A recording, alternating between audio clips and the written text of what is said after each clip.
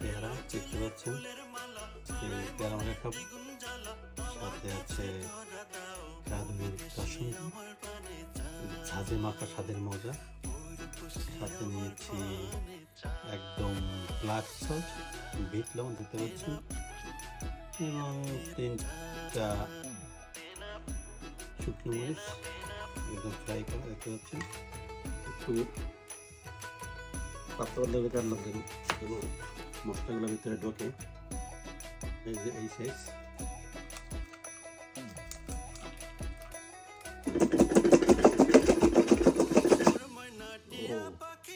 সেই হয়েছে। দেখেন কালারটা, দেখেন এই যে স্মেলটা, দেখেন কালারটা, দেখেন দেখছেন, এই তো একদম ফ্রেশ। হুম।